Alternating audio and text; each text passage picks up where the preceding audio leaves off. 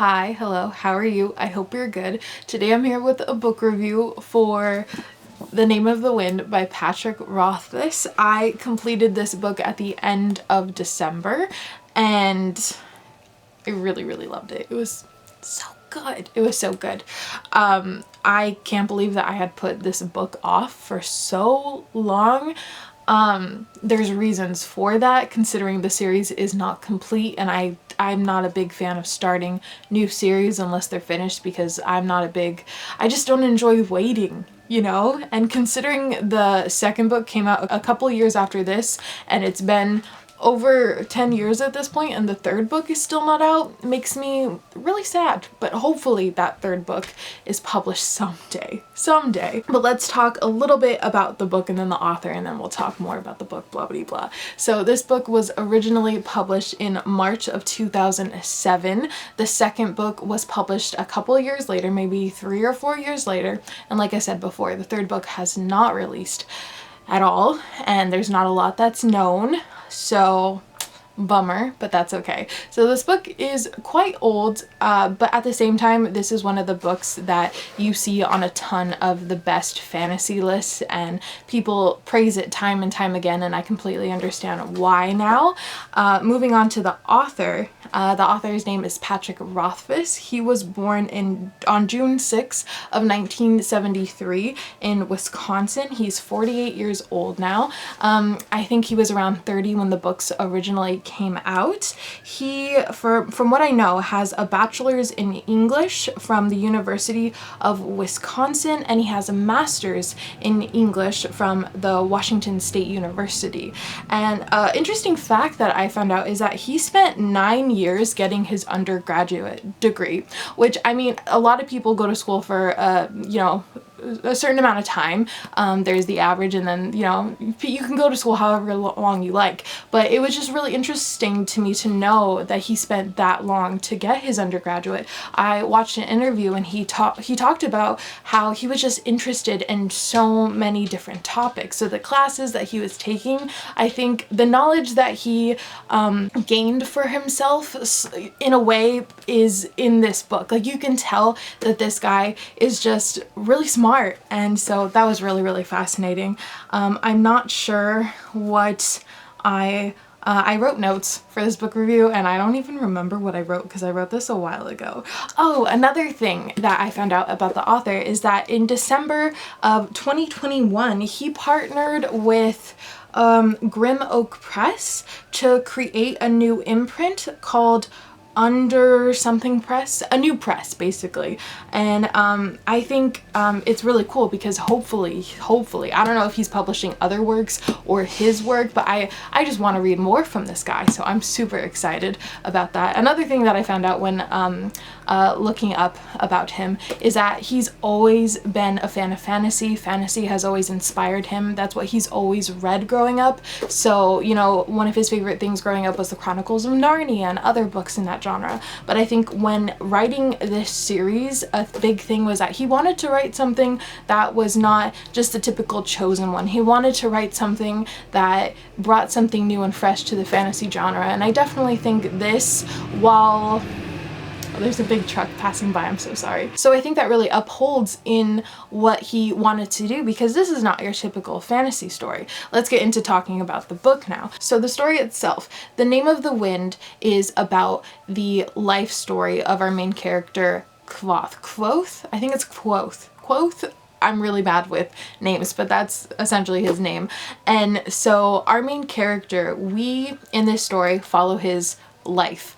We kind of, in a way, get a backstage pass at all the myth and the legend and the lore that has surrounded our main character.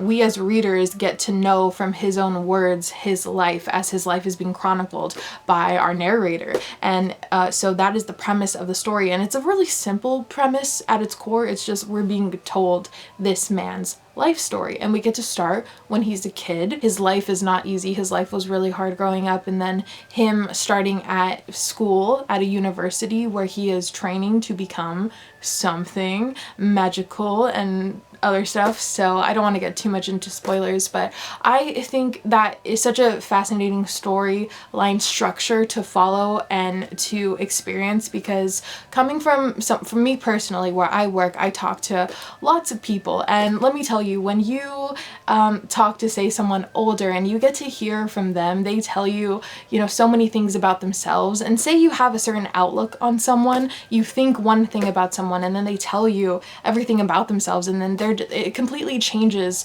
the entire view that you had on this person. And I think that that's so fascinating, because in here so many people view our main character in such a different light. They hear all of these things about him, you know, and it's not that great. It's not a lot of good things. But then hearing the story from his point of view, hearing his life from his mouth, you really get to see what shaped him, what happened to him that made him the person that he is now. And this book honestly only touches the surface. We follow him as he's a kid, as he starts school at a university, which is really great, because I love when books are set at schools or boarding schools, because it's a fun, it's just a fun setting to follow, because I don't know, it just reminds me of Harry Potter in a way and stuff like that. So I really, really enjoyed that. And I think a lot of things, when people tell me that they are not the biggest fan of this book and that they just didn't get it because at times it could be boring and whatnot, it's just because they're not a fan of, say,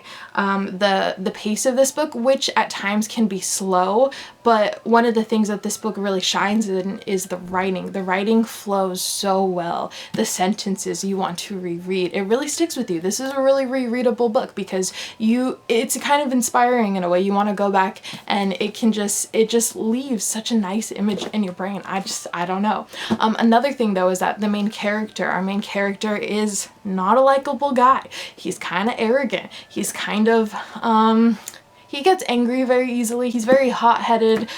He's kind of full of himself, and you know, that all together doesn't equal someone that you kind of care about or root for. But at the same time, because we follow him from when he's a kid, and this character is so well written, and just the things that he shares with us, he equally becomes a character that you can't help but want to know more of. You know, I think every time you watch any sort of like superhero movie, you have heroes, then you have the villains. For some reason, villains are just so much more fun to get to know, because they have such interesting character arcs. You just want to know what made them go bad or what happened to them. They're just fascinating. And though you love the hero, gosh, the bad guys are just so fascinating. How can you not want to just spend more time with them? I don't know.